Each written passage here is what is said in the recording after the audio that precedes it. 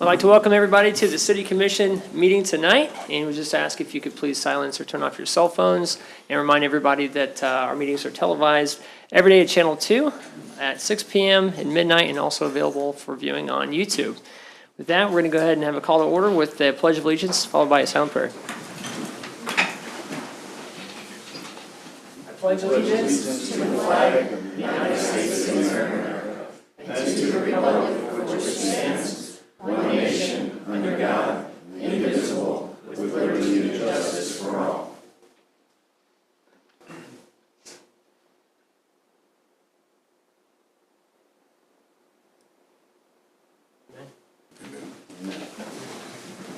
All right, we're going to get started tonight with some proclamations.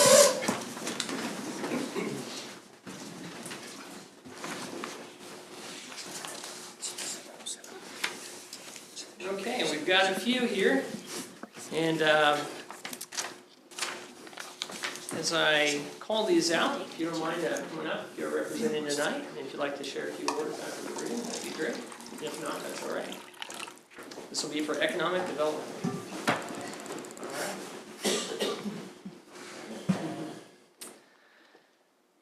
Okay, City of Leavenworth, Kansas, proclamation. Whereas communities rely on economic development professionals to promote economic well-being and quality of life for communities like the City of Leavenworth.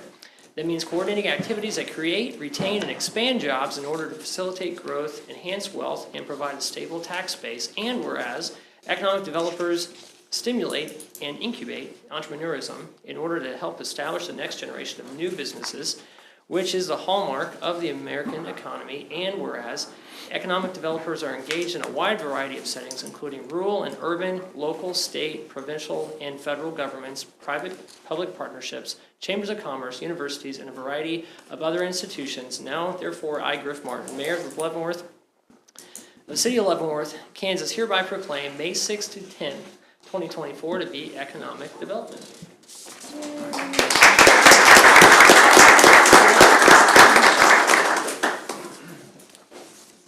Do a lot, don't we? Yes, you do.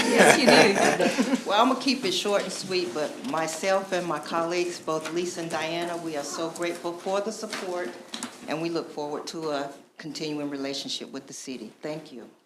So much. Appreciate that. Sure. Yeah. Awesome. Thank you. Thanks, Melissa. Thank you. Okay, National Police Week.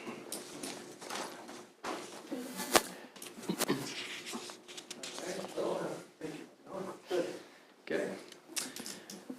Whereas there are approximately 800,000 law enforcement officers serving in communities across the United States, including 55 sworn members of the City of Leavenworth Police Department, and whereas the Congress of the United States of America has designated a calendar week each year during which May 15th occurs as National Police Week, and May 15th of each year to be Peace Officers Memorial Day. And whereas the names of those dedicated public servants are engraved on the walls of the National Law Enforcement Officers Memorial in Washington, D.C., there are more than 24,000 names of fallen heroes engraved on the memorial, on which 136 officers were killed in 2023. And whereas the members of the City of Leavenworth Police Department play an essential role in safeguarding the rights and freedoms of the City of Leavenworth, Kansas, and whereas the citizens of Leavenworth and our leaders pledge to stand with the families of the fallen officers, the officers protecting our community, and the officers throughout the United States, and to honor their loss as they protect their communities. And whereas all officers of the Leavenworth Police Department are encouraged to turn on their red and blue lights for 1 minute every day at 11 a.m. from May 12th through May 18th, 2024. Now, therefore, I, Griff Martin, Mayor of the City of Leavenworth, Kansas, hereby proclaim May 12th to the 18th, 2024 to be National Police Week. Thank you very much.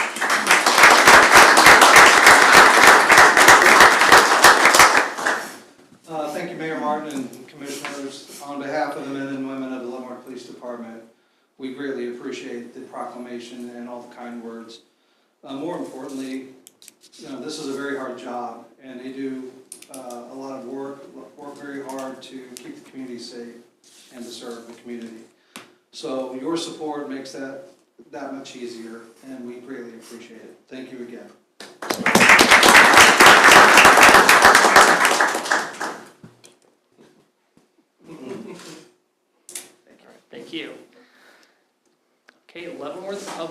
Works Week.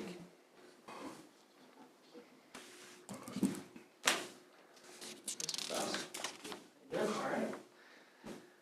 Okay, whereas Public Works professionals focus on infrastructures, facilities, and services that are of vital importance to sustainable and resilient communities and to the public health, high quality of life, and well-being of the people of Leavenworth, and whereas these infrastructures, facilities, and services could not be provided without the dedicated efforts of Public Works professionals who are engineers, managers, and employees at all levels of government and the private sector who are responsible for rebuilding, improving, and protecting our nation's transportation, water supply, water treatment, and solid waste systems, public buildings, and other structures and facilities essential for our citizens, and whereas it is in the public interest for the citizens, civic leaders, and children in the Leavenworth to gain knowledge of and maintain an ongoing interest in understanding of the importance of public works and public works programs in their respective communities. Now therefore, I, Griff Martin, Mayor of Leavenworth, Kansas, hereby proclaim May 19th through 25th, 2024 to be Leavenworth Public Works Week.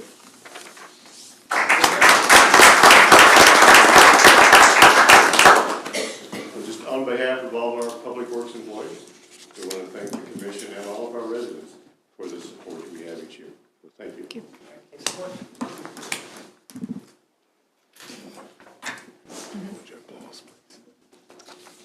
Okay, National Travel and Tourism Week. Chrissy, how are you? Good, thank you. Whereas travel to and within Kansas provides a significant economic benefit to the state with 36.4 million visitors to Kansas in 2022 with a direct spending of $7.7 billion. And whereas when indirect and induced impacts are included, that total economic impact becomes $12.5 billion for the state of Kansas in 2022.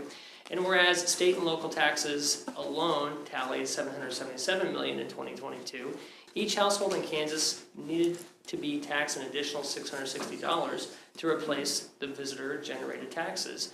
And whereas visitor activity supported a total of 88,509 jobs in 2022, including 63,685 direct jobs and 24,824 jobs supported through indirect and induced impacts. This equates to 1 in 22 jobs in Kansas. Good information there.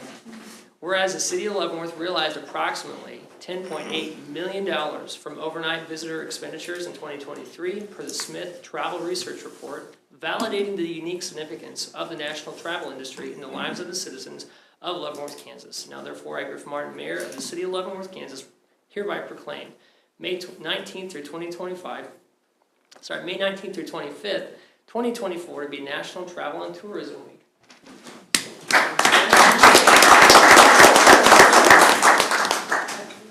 Good evening. Thank you, Mayor Martin and Commissioners. We really appreciate this. My department works hard all year long, and that the National Travel and Tourism Week was established in 1983. So it's been around a long time in that, and it's celebrated annually. And we are looking forward to this year's celebrations. So stay tuned. Social media will be all crazy with it. So thank you very much. Thank you.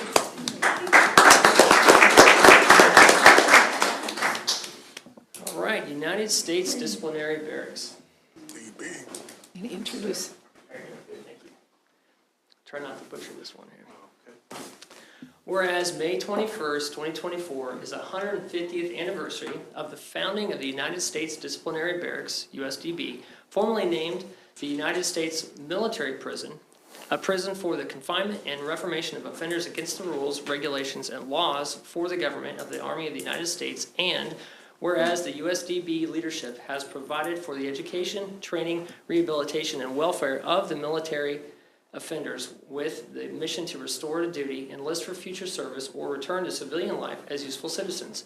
And whereas some businesses in the city of Leavenworth partnered with the USDB to provide USDB trustees an opportunity to participate in a work release program in the community while learning valuable job skills. And whereas many of the USDB service members, civilians, and their families live, work, and play in the Leavenworth community. And whereas the USDB's motto of "Our Mission, Your Future" symbolizes the can-do attitude, spirit of teamwork, and the philosophy of the USDB The professional, multidisciplined USDB staff continue to maintain the worldwide reputation of the USDB being the center of military corrections excellence. Now therefore, I, Griff Martin, Mayor of the City of Leavenworth, Kansas, hereby proclaim May 21st, 2024 as a celebration of the sesquicentennial anniversary of the United States Disciplinary Barracks. Thank you. Thank you.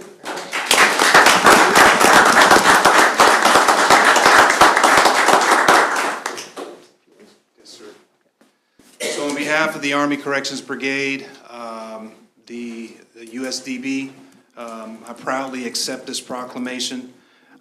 So next week is our sesquicentennial anniversary, where we celebrate 150 years of our existence.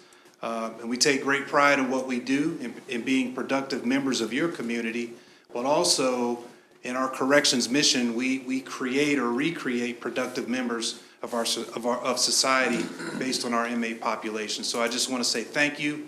I also want to say thank you to Mr. Pete Grande, the former Chief of Staff, who was an institution at the USDB. He didn't want to come up here with me. He wanted to take the picture. But a lot of the credit goes to Pete, so thank you very much. Sir, what is your name, please? Colonel Kevin Payne, Thank you. P-A-Y-N-E. Thank you. Thank you, sir.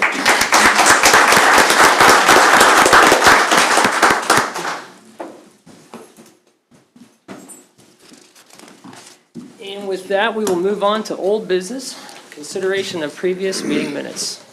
Minutes from April 23rd, 2024, regular meeting. Just need a motion on that if we're good. I move to approve the minutes from April 23rd, 2024, regular meeting. I second. Motion's been seconded. We'll begin voting with Commissioner Bowder.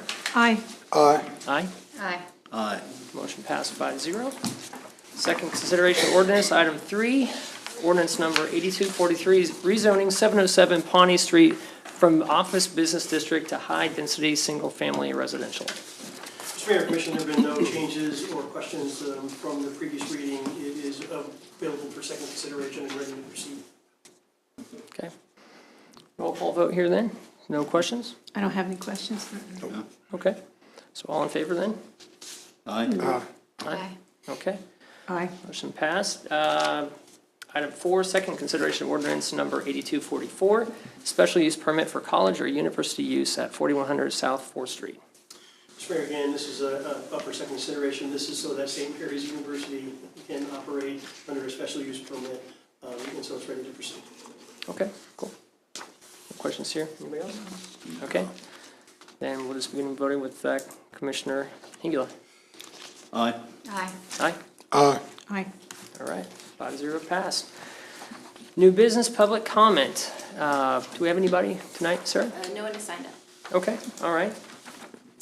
Then with that, we'll move on to, got one right here? Okay. You want to go ahead and come on up and just state your name and address? And just want to remind everybody, we'll keep our comments to 2 to 3 minutes tonight. There won't be any action taken by the commission on public comment. Please, thanks for coming tonight. My name is Ricky Giles. I got a home at 202 Potawatomi, and I was pretty much raised up here in Leavenworth. And I believe I was here in 2018 for some code enforcement things I had to complete, and I completed everything. Then my home started peeling within 2 years, and the contractor didn't come back and do it. So I pretty much had court or whatnot, and they said pretty much no progress has been done, but there's been progress. I mean, because I told the lady, I'm not repainting the house, somebody else is gonna paint it. So in a nutshell, and pretty much you can go anywhere in North Leavenworth and find a ton of homes that's paint's peeling or whatnot. And I'm asked the second time to repaint my home, and I believe it's like the city is selectively pretty much targeted my home, because if you stand in the corner of 202 Potawatomi and do a circle, you can see all the houses that's, needs way more maintenance than mine. And you just can't repaint a pre-antebellum home. You gotta do a lot of prep and paint. And some of these homes is just painted over, and I like to do stuff the right way.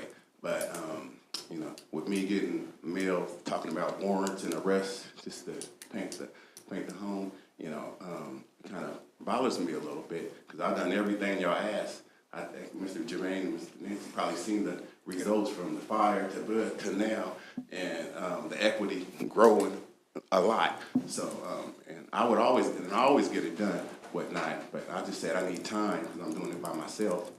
When I did it by myself, it was going good, but then I hired somebody because code enforcement wanted it immediately, and the professional that did it, his area started peeling, so now I'm doing that all by myself. I got a contractor working with me, and I've been on it all this week. So, but in a nutshell, like I said, I believe it's selectively targeted my home. And I talked to Miss Kathy Atkins, and I said, you know, when she came to me the second time, like 2018, now 2024, I said, that home been looking like that when I was a teenager, peeling and all that. So why you keep aggressing me? And right before my court, they hurried up and painted that home. But what if I would have told them all the 40 that I took pictures of, you know? So, in a nutshell, like I said, I just feel that they selectively targeted my home. I don't know why, but yeah, but I always get it done. You know, it's just me doing it.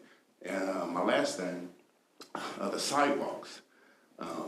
If you look at the sidewalks with the wheelchair, you know, accessible, you know, I think y'all had a grant to do that pretty much, put it in. If you look at all the sidewalks pretty much around North Leavenworth or whatnot, and also back on the home, I also took pictures of houses on South Leavenworth and all that, still peeling, you know, but like back to the sidewalks. It seems like mine has a puddle. You know, you look at all the rest of them, they level where the rain can come off and no dirt or whatnot. And the wheelchair, you know, for somebody that make us handicapped to go up on them. But y'all, I believe y'all got the block grant and put it, you know, in front of my house.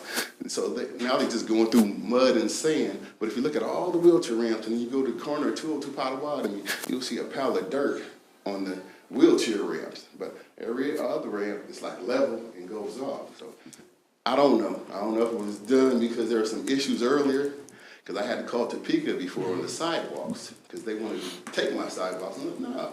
So now, if you look, my house is just brick, and everything else is from the city. But I'm like, how'd y'all make it where it puddled, you know? And but you look at all the rest, I don't know if it's purpose or whatnot, or just it's just that way.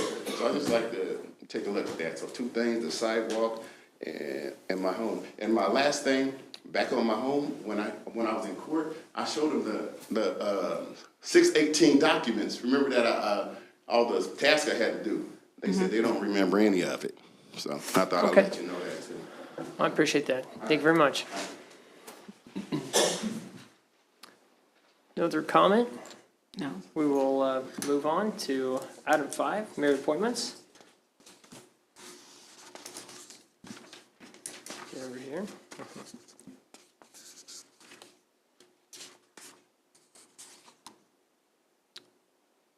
All right. Page 21. Yes, thank you. All right, I'm Mayor Martin. Move to reappoint to the Board of Zoning Appeals Kathy Kim to a term ending May 1st, 2027.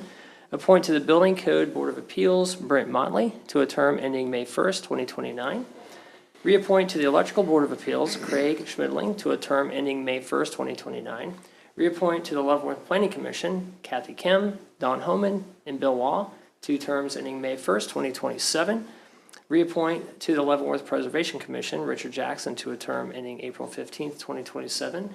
Reappoint to the Mechanical Board of Appeals Carl Kreutzer to a term ending May 1st, 2029. Appoint to the Plumbing Board of Appeals Michael McCann to a term ending May 1st, 2029. Second. All right, motion's been seconded. We'll begin voting with Commissioner Hengela. Aye. Aye. Aye. Aye. Aye. All right, motion passed 5-0. Item 6, 2024 Edward Byrne Memorial Justice Assistance Grant Application. Mr. Mayor, Commission, the acting police chief, Nicodemus, will present this item for us this evening. Good evening. Good evening.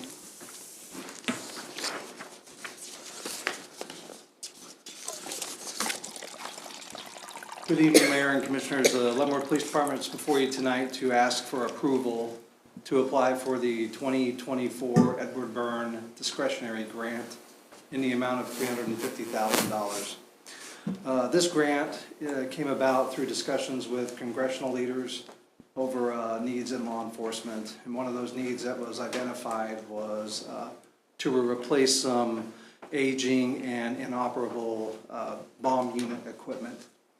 In particular, the bomb robot is 21 years old and parts have become unavailable. We've been having to try to fix them on our own with our own skills and parts. The manufacturer does not support the that particular model of bomb robot anymore and aren't supplying parts anymore. So in addition to that, we have a need to replace our bomb suits every 5 years. The material that they're made out of is only has a shelf life of about 5 years before they are no longer guaranteed for their effectiveness. We had previously been before the commission to ask for monies, part of that being with the CIP. This grant will allow us to return that money to the CIP program for other needs. We had also become aware of a grant through MARC, the Mid-America Regional Council, that would have helped out with this as well. That grant will be returned to MARC and available for use by the other agencies in the metropolitan area. So again, we're here tonight before you to request approval to apply for the grant in the amount of $350,000 to spend on bomb unit equipment over the next 4 years. Be happy to answer any questions that you may have about this. Anybody? After 21 years, I'd think a bomb robot would be extinct. Tired. They had Really? robots 21 years ago. Yeah, I don't have any questions. I think I'm glad it's available there. Well, I move that we authorize the police department to apply for the 2024 Edward Byrne discretionary grant in the amount of $350,000. Second. All right, motion been seconded. We'll begin voting with Commissioner Bowder. Aye. Aye. Aye. Aye. Aye. All right, motion passed 5-0. Thank you very much. Right, resolutions. Item 7, Resolution B2370, resolution of support for grant application for downtown ADA sidewalk ramp improvements project. Commission, our Public Works Director, Brian Faust, will make this presentation. Thank you, Mayor and Commissioners. This item is to consider approval of a resolution of support needed for a Transportation Alternatives TA grant for the downtown ADA sidewalk ramp improvements project. In 2023, the city did hire Wilson and Company to design ADA ramps in our downtown. During the design process, the city was notified that KDOT was accepting concept papers for possible 2024 TA grants. The city did submit a concept paper, and on March 29th, we were notified that the concept is eligible for federal funds for this program.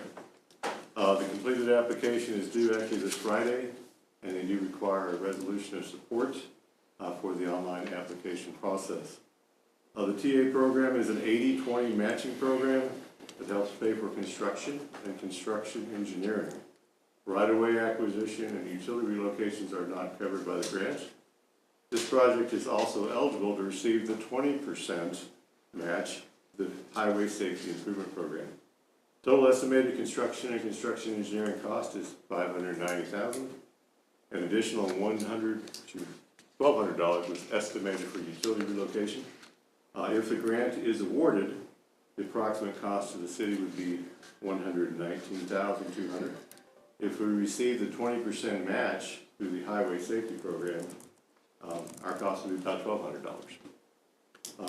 If we don't apply, or if we don't get the grant, the city will need to fund the project at 100%. And it will take many years to complete the improvements by doing a smaller number of ramps each year.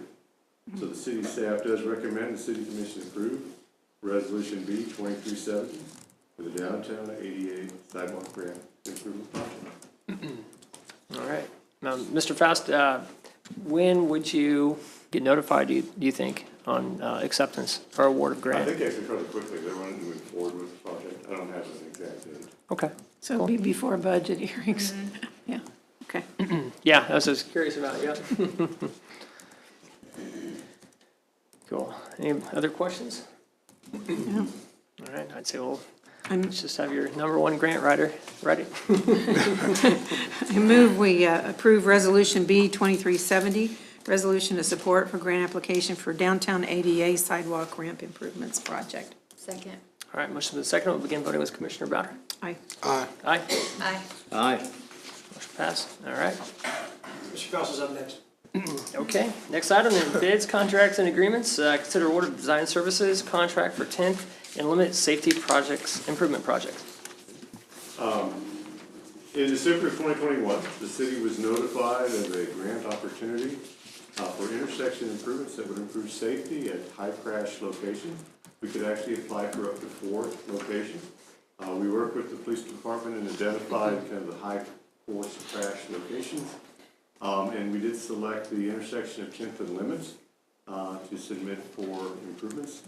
The city worked with a company called Merge Midwest Engineering to evaluate our options for safety improvements at 10th and Limits.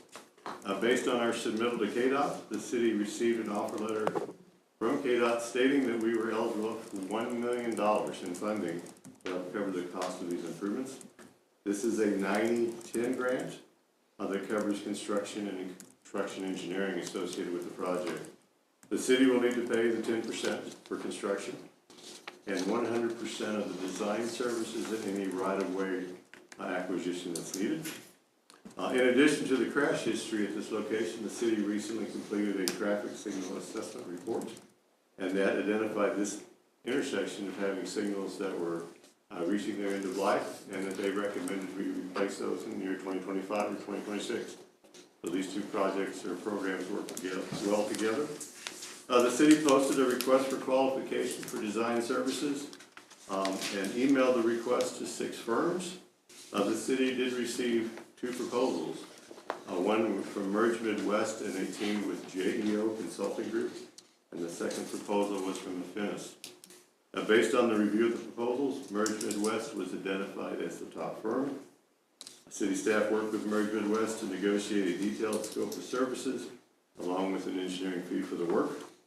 As the engineering fee is non-participating, the city will be responsible for the entire cost. The design fee is a not-to-exceed amount of $150,343.62. And the current estimated project total cost is about $1.52 million. So the design cost is roughly 10% of that, which is actually very good. We're seeing 12 to 15% is pretty standard. Funding is available in the grant matching capital project fund. The staff does recommend the city commission authorize the mayor to sign a design services contract with Merge Midwest for the safety improvements to the intersection of 10th and Limits in the amount of $150,343.62. And I'd be happy to answer any questions. This is awesome, to be able to get 90-10. So what's going to be different now than what they currently have? Because I sit through this light for a long time, every day. One of the main things will be actually a dedicated southbound right turn lane. Okay. All new signals at the intersection. So the detection and the timing will be improved, and there'll be ADA improvements around the intersection. Okay. Sounds good. Yeah, because a lot of kids walk through there too, from school. Cool. Any other questions or comments? Do we have any kind of a schedule? Yeah, basically the process, once we award it, is about a 14-month process for the design and to work through the KDOT process. Okay. And so this would be constructed in probably 2026 is when the funding is. Ms. Rouse, do you know, just out of curiosity, how much money we have left in the grant matching capital projects fund? Just rough idea. I honestly don't know that. Okay, I was looking for Roberta, but okay. With that, then we just need a motion. I move authorizing the mayor to sign the design services contract with Merge Midwest Engineering for the safety improvements to the intersection of 10th and Limit in the amount not to exceed $150,343.62. Second. All right, motion's been seconded. We'll begin voting with Commissioner Hengela. Aye. Aye. Aye. Aye. Aye. All right, motion passed 5-0. Thank you very much. And with that, we'll move on to staff report, Central Business District Special Event Street Closure Policy. Mr. Mayor, Commission, I'll handle this matter. The staff is before the City Commission tonight to discuss a policy that would regulate street closures in the Central Business District. I'd like to start at the very beginning, provide some historical context, and work our way through up to where we are today. In 2007, in the 2008 era, the City of Leavenworth spent $640,000 to renovate the Haymarket Square Center with the cover and completely renovate that. Several years later, they spent another $70,000, give or take, to add the bathrooms into that facility. The purpose behind that was to create a place in the center of the City of Leavenworth and the Central District to have events. And since that time, I was appointed police chief from 2008 until now. That has been the general posture of the City of Leavenworth to sort of have all of these events at Haymarket Square. A lot of people use that, the farmers market, the concerts, and all of that stuff. That has been the general posture. Previous iterations of the City Commission prior to this group had been very reluctant to allow events to be held on city streets, in public streets that required traffic to be blocked and that sort of thing. That was something that we just didn't do. We had a few requests over the years, and the previous iterations of the commission just weren't willing to do that. They were very reluctant to do that, other than very small specific events. In the course of the last year or two, we have seen a number of increased requests to do that. As a group, you seem to be much more amenable to allowing to do that, to block streets and remove cars and allow events to do that. And that's perfectly fine, but that is a change pretty fundamentally from where we were the last 15 years, give or take. So about a year or so ago, we started to see some of these requests. I'll sort of identify a few of them. You might recall in August of last year, we got a request to close the 600 block of Cherokee Street for the bike show. Recall, they were here, the event space wasn't quite big enough for them, so there was a request to do that. A little later in the year, in October, we had a request from Wilcott Brewing to close 6th Street, so they were having Oktoberfest. A little later that year, there was the Christmas market, where it was a couple of streets, and then over the course of the April most recent one was the spring clean out, and it was the gravel grinder. That was a bigger boundary of more streets. And ultimately, it was intended to be over the course of Saturday and Sunday, those two events were combined. And so those are different challenges than we've had. We are getting more of them. They are being requested to be bigger.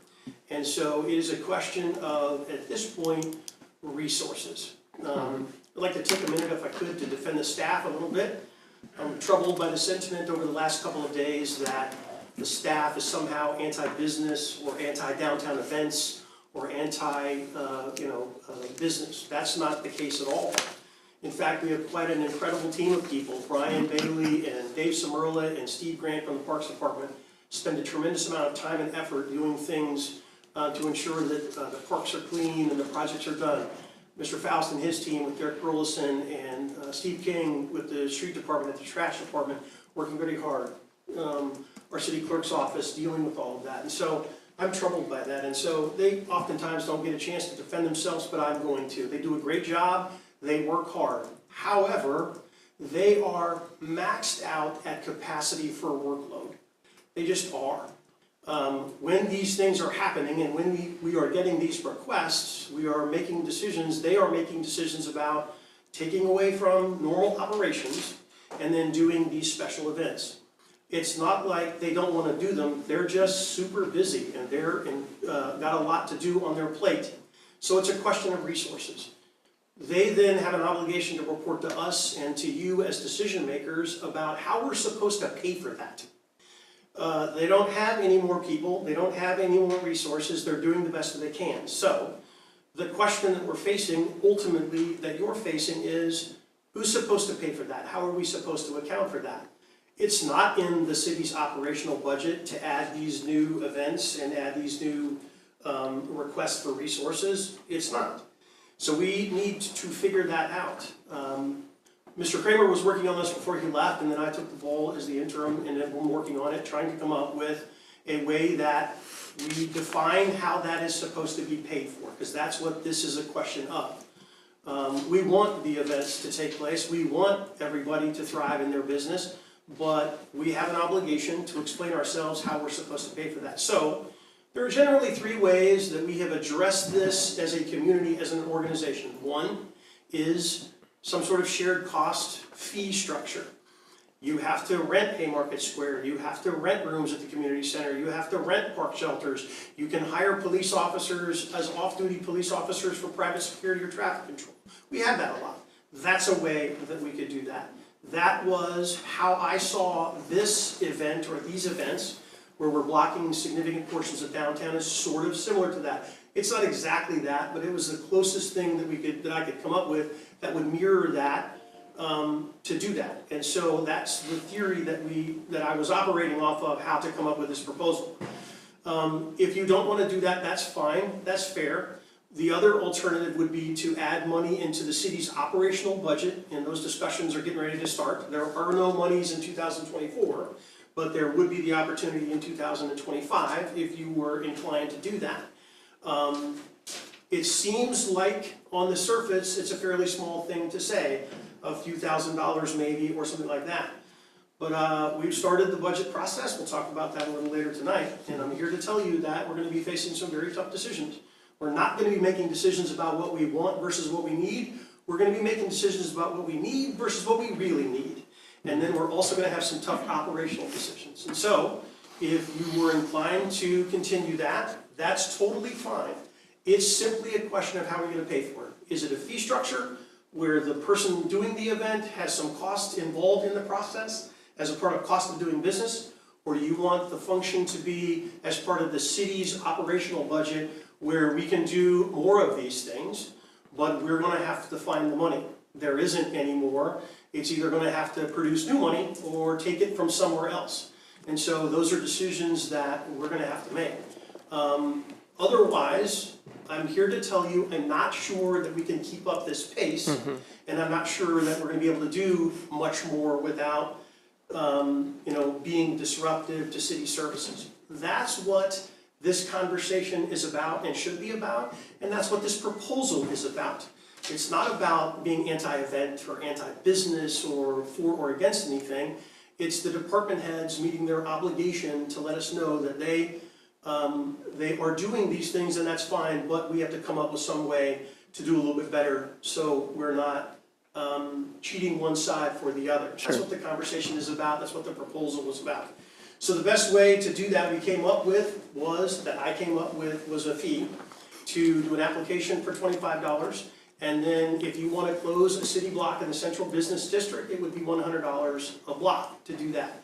How did we come up with that number? I'll give you some information about that. We evaluated staff time. So for example, the police officers that had to show up down there and identify the cars that were still in the thing, or still in the environment down there. I run the tags, identify the owner, try and get the owners out, otherwise move. So there were 2 officers down there. They were down there for give or take about an hour. The rate for that is $70. Those 2 officers, hourly rate was $70.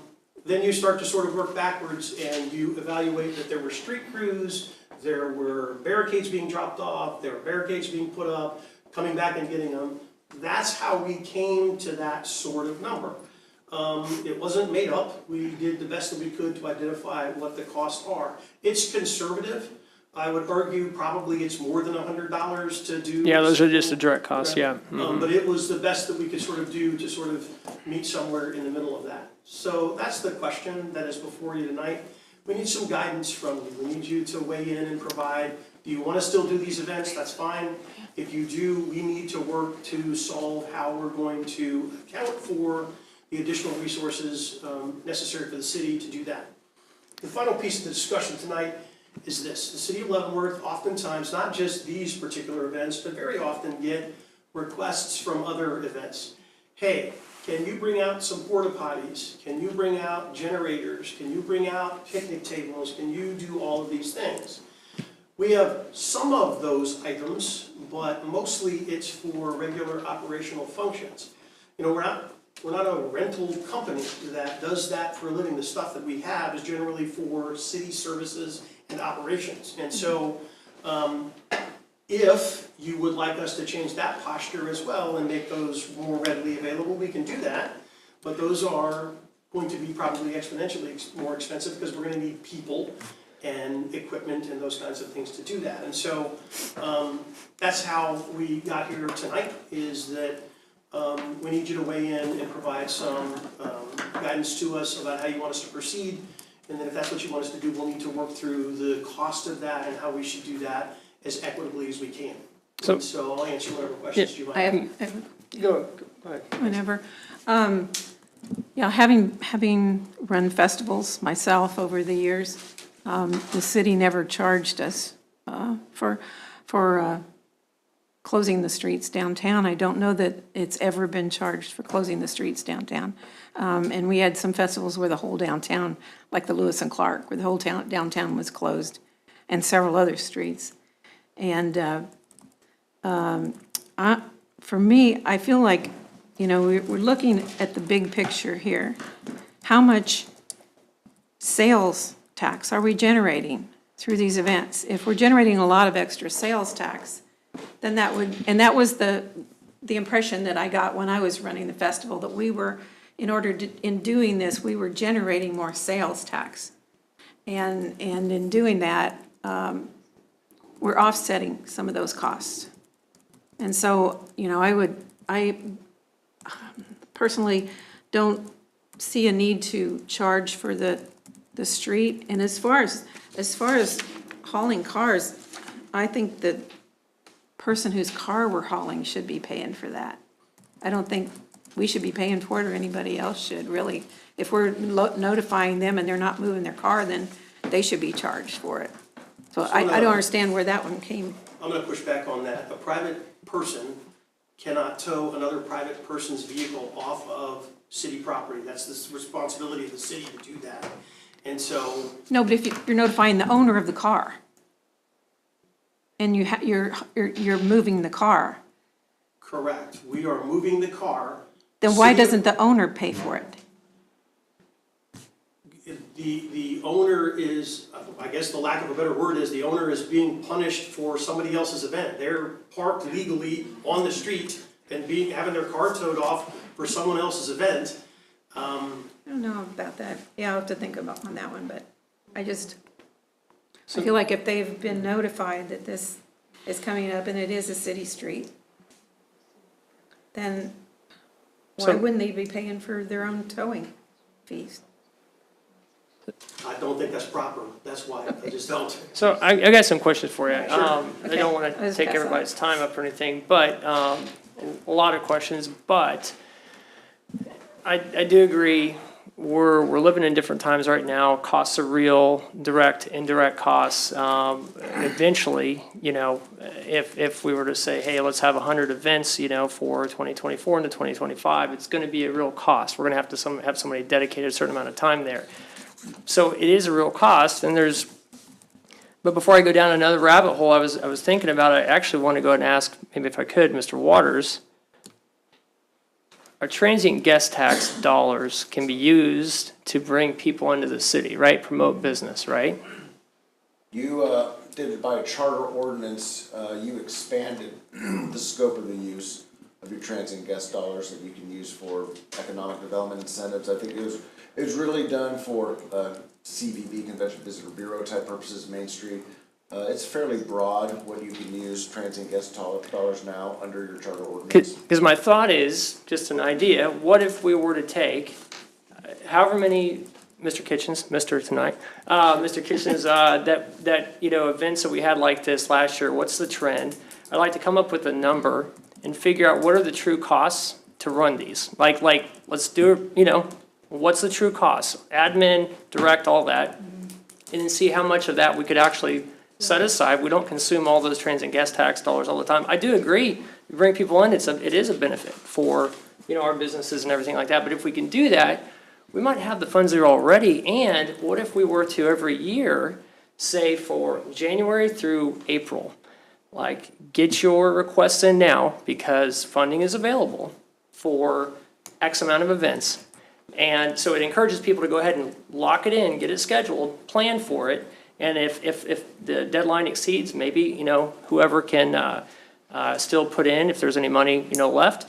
If not, okay, that's our deciding factor. And it's like, so it encourages also people to get some planning done ahead of time too. It's just a thought. Yeah, I don't think there's any legal reason that you couldn't do that. It'd be a policy budget issue. Sure. Then you have your budget, and you have, your revenue side, we're expecting this much on transient guest tax. Okay, what for this year are we going to put that towards? And if we're taking some for this, then you would have to know that means other things that maybe you were building up for couldn't be done, but that's a policy decision for you as through the budget process. Because the costs they're real, and somebody's got to pay for it somewhere. But if we actually already have the solution internally, and I think, Ms. Kitchens, from what I saw, I'm sure it's right in here too, that we've been seeing a decent little increase. We're going to kind of be flattening off for what's coming in every year on the transient guest tax funds. We'll be maxing out kind of.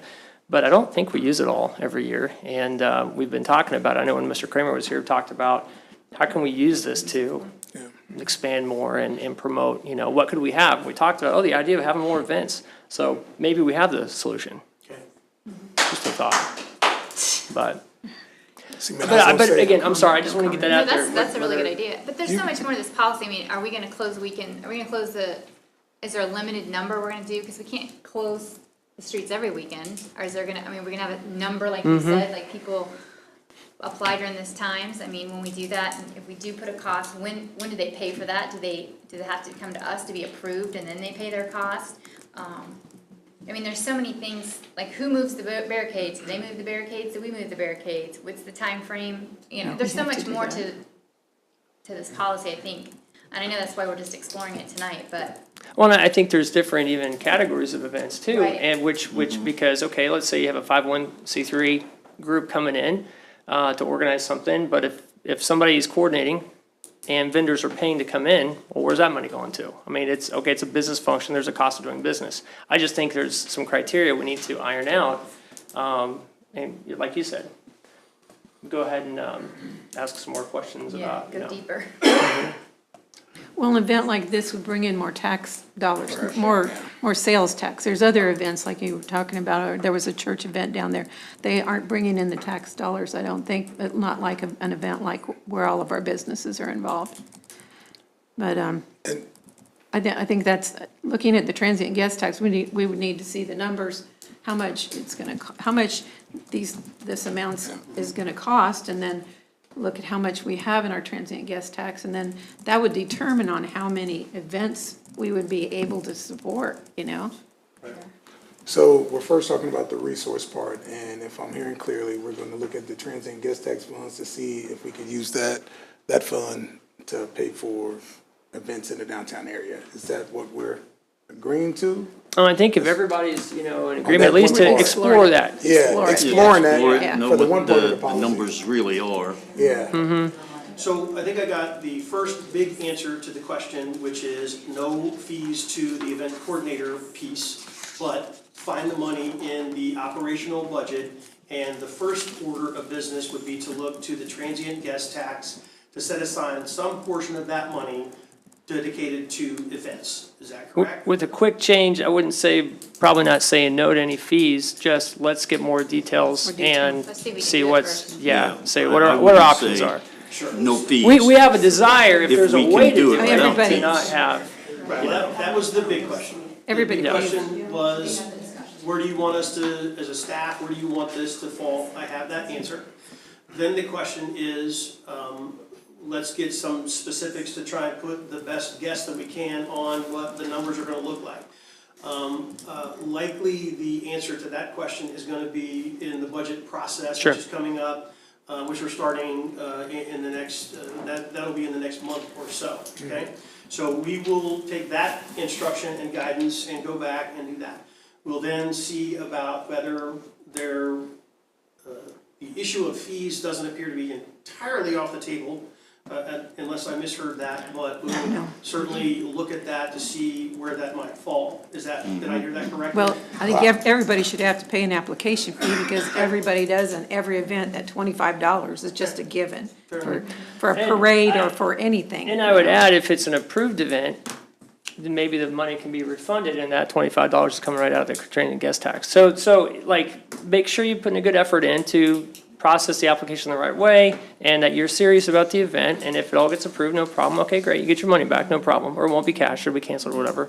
Maybe there's a way to just get some teeth into it without, overbearing. But yeah, more information would be great. And if you could find out, Mr. Kitchens, just kind of what do you think after talking to staff, not to make it too complicated, but what is that real cost? I do think your numbers are a little bit low, that you came with, or conservative, I think. We did that intentionally. Yeah. But if you could find out what is it really, and let's not do this every year, like, okay, let's decide for the next several years, what do we think it's really gonna be? And then, Okay, so the final piece of the puzzle is that Ms. Pear has 2 pending applications that were on hold.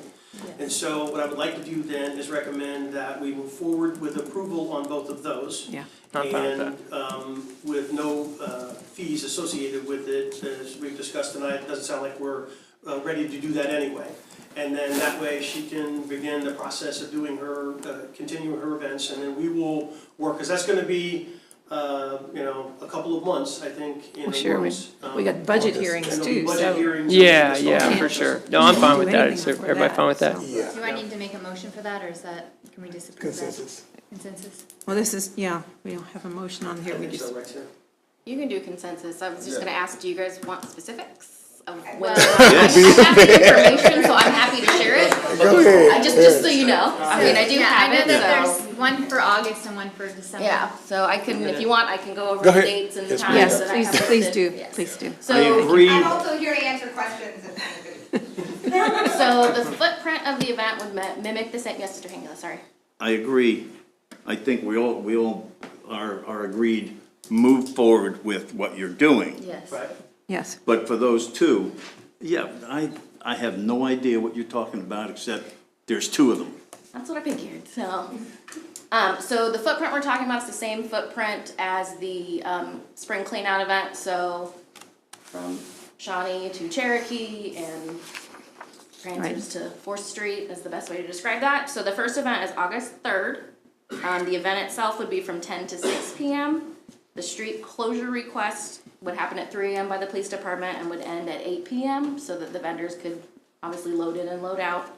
And then the December 7th event would be the Christmas market. And that event would be from 10 a.m. to 8 p.m. for the event itself. Street closure occurring about 3 a.m. As we normally do, and then reopen the street again at 10 p.m. for load in and load out times. What was the date on that one? December 7th. I did check the schedule. A There's day not which will live in the. infamy. Yes.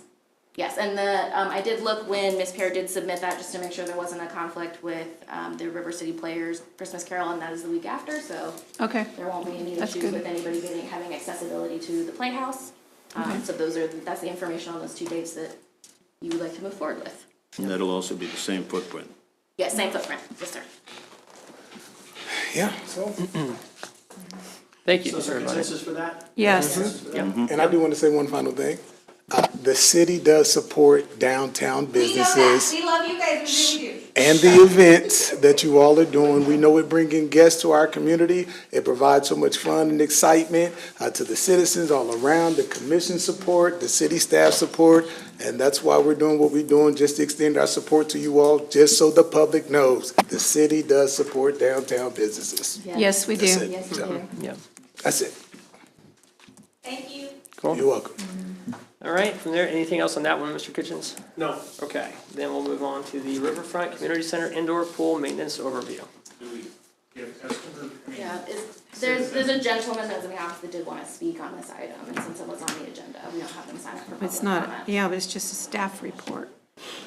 So I'm okay with it if you guys are. Yeah, it's the discretion of the Yeah, commission. that's fine. If we could keep it to a couple minutes would be great. Yep, that's fine. Go ahead and come on up and limit it to Name and maybe a couple address. minutes. Need your name and address, please. Sure. Here, handouts if you'd like it. Thank you for the previous work. for this, and the city efforts for having open discussion tonight. My name is Garen Stippleman. I operate 2 businesses in town. I live on North 13th Street in Leavenworth and have been in the area having first moved here in 1968.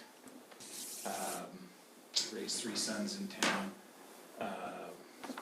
I'm here to speak about the Central Business District policy. And in my notes that I prepared and wrote more than a week ago, I said, firstly, it's somewhat absurd. And I want to change that a bit in that the figures that we're talking about are really unnecessary to talk about whether it's $100 or $50 or $25 this evening. The real bottom line comes down to, in the city of Leavenworth, we are really at the edge of the opportunity to grow and become what we were earlier, 20, 30, 40, 50, 100 years ago, or we're on the edge of the Missouri River and we're going to be those shacks that fall in. We've got to make a decision, and that's your decision with the consensus and support of the people. So do we have much of a central business district? Yes, we have a district, but we have a tremendous amount of derelict buildings, and these are the exact kind of things that are going to help us get out of that if we actually build it right. Does the fee structure in the proposed policy make sense? There's no way that the $100 a block comes near paying what it's really going to cost. But the value we get beyond from that is going to be in the thousands of dollars if we can really get the city to grow back on its feet the way it needs to be. The upside is, the downside is the cost. From a cost standpoint, the upside is we've had incredible recent events, so I really like that. Other cities in the Midwest have regularly scheduled quarterly and even monthly events, so we're in competition. We're in some regard with that. I'd like to see more of that. The request that you guys have just heard about has sat on city staff desks for 4 months, where the people that are trying to put it on have been waiting to market our community for that period of time. We can't sit on our hands that long. We've got to get an approval, we've got to say go for it and do it, or we've got to say, hey, quit thinking about it because we're not going to do it. One or the other. 4 months is way too long for the city to sit on an issue like this. Yeah, Mr. Stippleman, I run out of some time if you want to go ahead and maybe conclude. I got 4 bullet points. Develop a more comprehensive plan. Why haven't we? Where are our heads? Develop a plan. Get organized and improve and manage events timely. Third issue, what involvement is appropriate by the entities that already receive city dollars to help or drive such an annual event plan? People here from Visitor Bureau left. I'm not trying to pick at anybody, but we are paying good money to multiple institutions in town that could help drive this and lead it, if nothing else. The last one, get Leavenworth downtown vibrant and go up and growing again. That's what we need. Thank you, Thank you, sir. Mr. Stippleman. Appreciate that.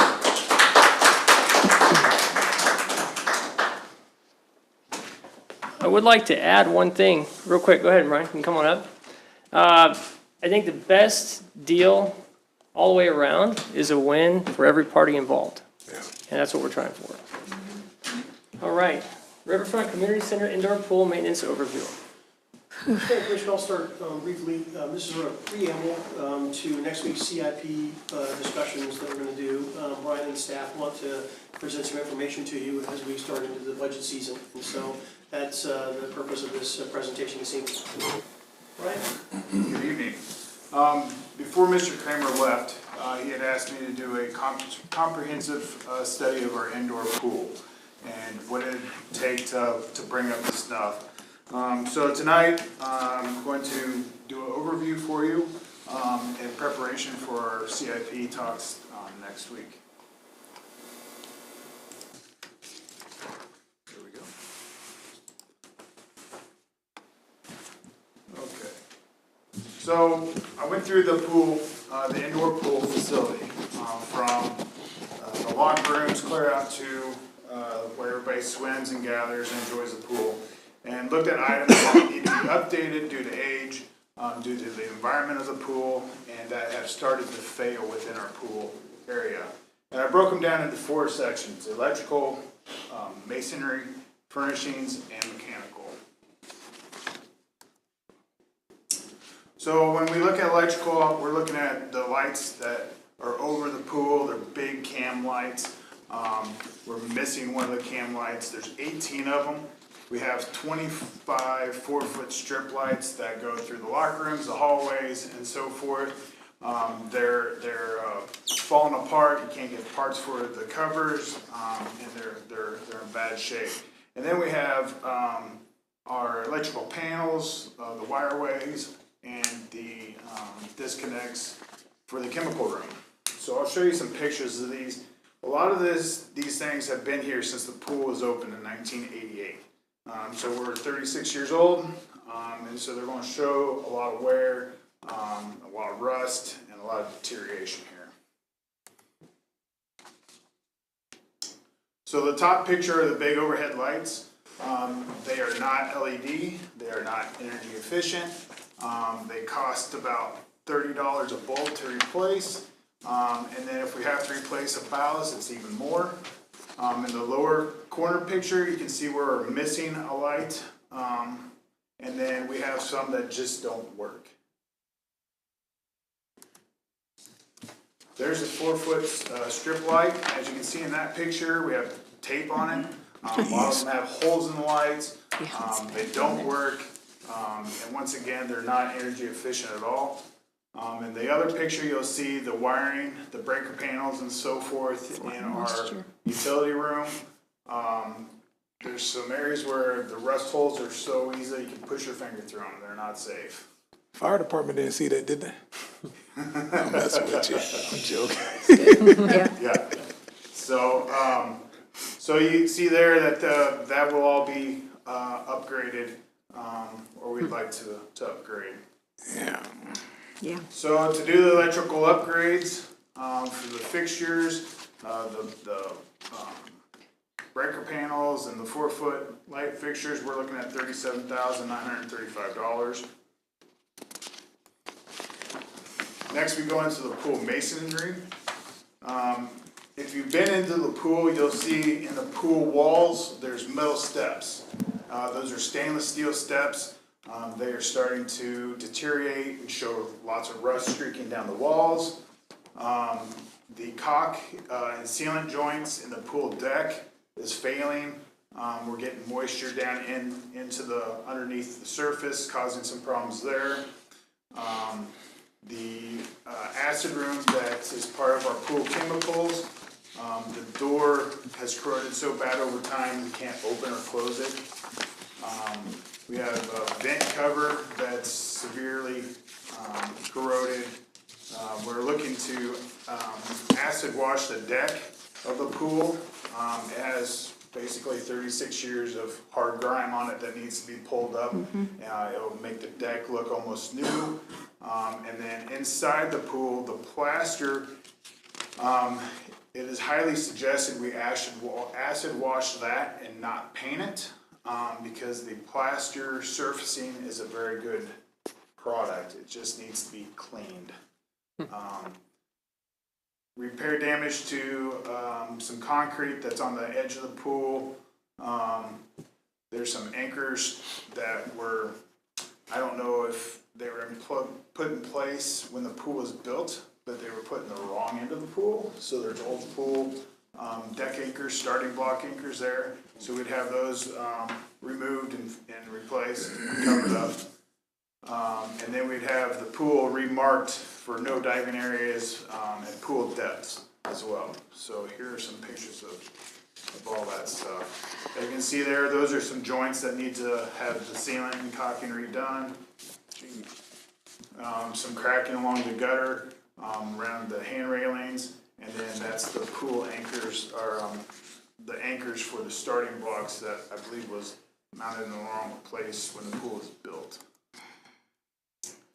Here are the vent covers and the acid room doors.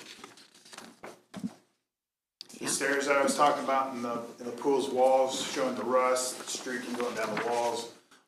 We have this problem in every set of stairs that we have in the pool. That is the picture of the pool, what it looks like empty. And it shows, just over time, the buildup of chemicals and stuff on the pool walls. And to acid wash that, it'd help clean that up and brighten it up, bring more whites into it. There's no diving, and if we clean the concrete. So to do all that, we're looking at $44,701. The next thing is some pool furnishings. This has to do a lot with the things that are on top of the pool deck. So we have our starting blocks for swim races and stuff that we would repowder coat those, get rid of some of the rust that's happening on those. Replace the ADA chairlift. That chairlift is old, it's having problems, and the way the chair works is off water hydraulics, and so we have to stretch a hose across the pool deck, which then causes a tripping problem, and it's just not safe, and we need to upgrade it. We have wedge anchors that hold the ladders down to the pool deck. They're corroded and nasty looking, so we replace those. The diving board and the diving board frame. So the diving board frame is original with the pool. The diving board itself is not. But that being said, you can't replace the frame without replacing the diving board. So the whole thing will need to be replaced there. The ADA accessible style steps, which if you've been in the pool, they're really long white PVC type steps. Just being in the water over time, the chlorine breaks all that down, so we're in need of replacing that along with the treads on that step. And then our lifeguard chair, our lifeguard stand is showing some major wear that will need to be replaced as well. So these are the starting blocks for the swim teams, and then you'll see the wedge covers there that go hold the handles to get in and out of the pool to clean those up. The diving board, and then the far picture to the right there is the lifeguard stand showing some major rust happening. These are the ADA stairs going down into the pool, and then the ADA chairlift. And as you can see there where we put the cover over the hose to help with the trip hazard, you can see where we have the hose across the pool deck. So to clean that up, to help that out, we're looking at $29,463 to do that. And now we're into the pool mechanical. So most of the stuff in this room has never been replaced, and you're going to see here real quick, like that it needs some help. So I have on here to replace the control package for the pH. Basically what that does is help us balance out our chemicals within the pool, replace 6-inch butterfly valves, replace the chlorine feeders, to replace the filter media, which is the sand inside the filters, and then to replace the pool boiler. Now the pool boiler runs 24/7, 7 days a week, 365 days a year. And so it is continuously warming. We have problems with it from time to time. And sometimes we have to shut down for a period of time to order parts for it, and the pool water gets cool, and we hear about it. Yep.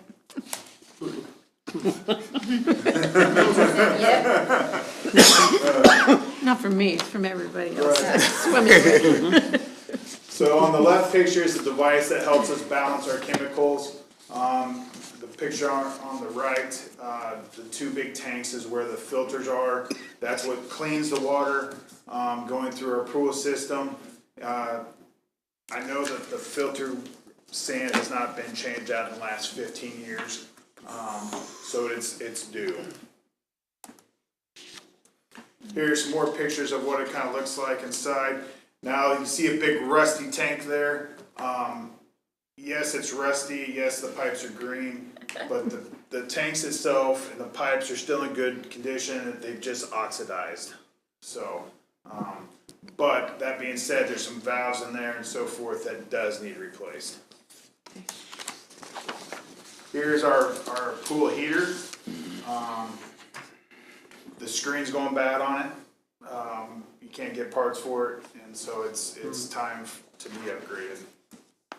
So to do that, we're looking at a total cost of $58,323. So to do everything, we're looking at $170,422. Now, talking to all the contractors that I've met with to get quotes to find out how to fix these things, every one of them said, if you're looking to do it over the next few years, you need to add 10 to 20% to those costs. Yeah. So what I did is I went on the high side. I did a 20% increase for 2 years. And so that brought us up to $204,506. When we look at CIP next week, you'll see where I broke that in half and split it over 2 years. So two phases to do. So mainly tonight, this was to inform you what you're looking at and why that cost is so high for the indoor pool. Yeah. How many people use that pool? How many people attend that pool every year? Do you have numbers? I don't know that number. It's used quite often. Yeah. Do you swim teams? Does Leavenworth High School still use that? They do, yes, yeah. Will that diving board allow you to jump higher? Maybe. I'll have to try it out, yeah. That's good. It's a report. That's real, yeah. Yeah, this is something that's, I mean, it's been needed for a long time. Yeah. And I've gotten complaints about the rust around the area and just the look of it. And, you know, just, I think it's just, we do have a lot of people that use it. And like I said, our schools use it too. So I think it's, It's basically a we need to 4-year-old have pool it, that needs yeah. some attention. yeah.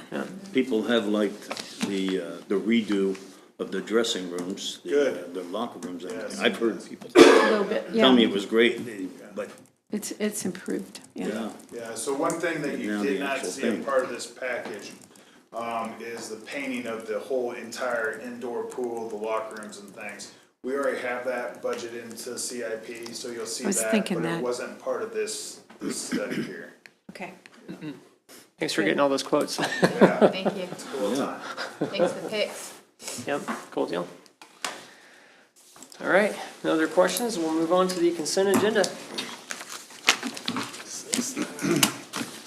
I move that we approve the claims for April 19th, 2024 to May 9th, 2024 in the amount of $2,331,842.70. The net amount for payroll number 8 effective April 19th, 2024 in the amount of $413,810.27.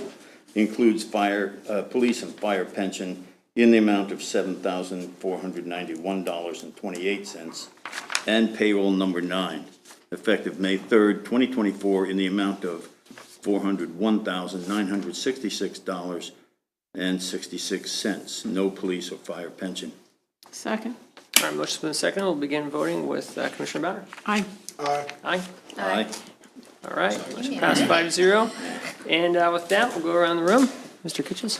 So, it is 2024-25 budget season. The budget team provided you a binder this evening that contains the capital improvement program portion of the budget.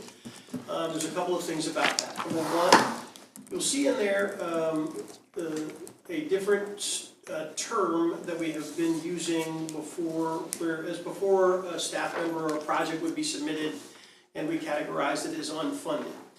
We changed that to unscheduled. So when you're looking through the project and you see the term unscheduled, the meaning of that is it was submitted, but we were not able to take it into consideration. And so that's a little bit of a different terminology.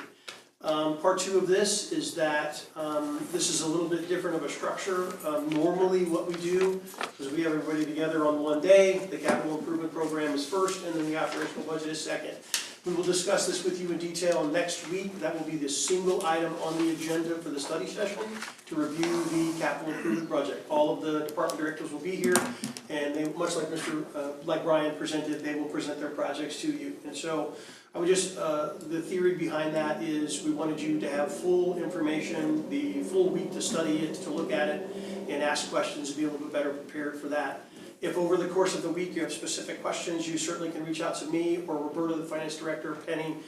We can help you with any of those questions. And if you feel like there's going to be some specific project that is going to garner a lot of your attention, you know, we would just maybe shoot us a note about that so we can be prepared, and the department director can really be prepared to answer those questions. And so this will be your opportunity to do that.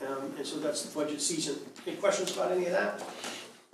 Not right now. Okay, a couple of things. A reminder, Mr. Faust wanted me to remind you that Friday from noon to 2 at the service center is the Public Works Luncheon. You're invited to come out and drive some sort of piece of heavy equipment and have lunch. You don't want me to do that. And then the splash pad opens this Friday. Yay! And it's open from 10 a.m. to sundown. Mr. Grant wanted me to make sure that you know that. So Cool. That's it for me. That's great, thank you. Strangula. I was rather excited this evening to come in and see so many people from the city, so many citizens who wanted to participate in how we do things, how we build these policies.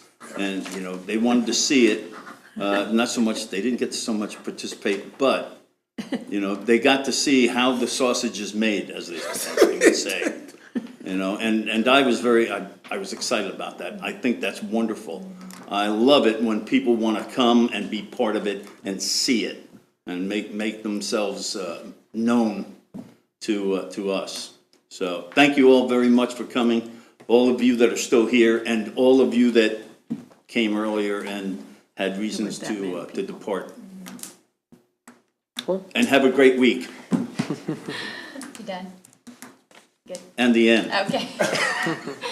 I just want to thank everyone that reached out this week in support of the downtown. Got lots of emails, and I hope I replied to everyone, and definitely want to echo what Jermaine said. We all definitely support small businesses, and I know the events that we're hosting downtown are valuable to all those small businesses. With that, we're starting to create this policy. I would like to hear from business owners downtown what you think the policy is. I know Main Street's here right now. Reach out to us, Chamber of Commerce. Let us know what you think the policy should look like. I'm not saying that we will implement it, but it would be good to hear what your thoughts are as we build this policy, because I think it's important to hear from the small businesses that are downtown. So with that, I hope everybody has a great week and good weather. All right, thank you. I just want to say I do support our businesses. I've always supported our businesses, and I will always support our businesses. And I don't like being accused of not supporting our businesses. But that being said, I want to change the subject a little bit. We just came from the retirement of Sister Vicki Perkins, and she's an amazing, amazing person. If you've never met her, she's like a little, what do they call her? Fierce. Animal. She's a little fierce lady. A very fiery, fierce lady. And she's done so much for so many organizations in our community. And the event was, you know, the people participating were from every church in town, practically every organization in the county. And you know, and pastors, and of course, a lot of Sisters of Charity were there too. It just was really nice. And Sister Vicki, we wish you well in your quote retirement, because I know she's not really retiring, but anyway, that's all I have to say. Fifth retirement. Yes, fifth retirement. Yeah, just wanted to say congratulations to Sister Vicki on her retirement as well. I know she just retired from one initiative and is going to get ready to start a new one, I'm sure. Yeah. But also, man, just thank for everybody that emailed, reached out, and supported downtown businesses. I really hope that you all seen today how much the city really supports and loves our downtown businesses. And I know that it has already passed. But happy Mother's Day to Nancy, to Holly, to all the beautiful mothers that's out here in the audience, my beautiful wife as well, and then everybody in the community. Hope you all had a very, very enjoyable Mother's Day. God bless and have a great week. Thank you. And with that, we'll wrap it up. Do you want to add, please, if you are a local business owner, please, if you got an idea, thoughts, suggestions, let's find out. Don't ask, why can we not? Let's ask, how can we? And that would be great. But thank you, everybody. One more thing, too. I want a special shout out to Mr. Grant and Steve and Brian, just for getting the sign put together like they did and arranging everything at the new Cody James Clark Skate Park. It was a really good service the other day, and all the work that went into that. And, it's just cool to see how you guys care, and I appreciate that. So with that, have a great rest of your week, and I need a motion to adjourn. So moved. All in favor? Aye.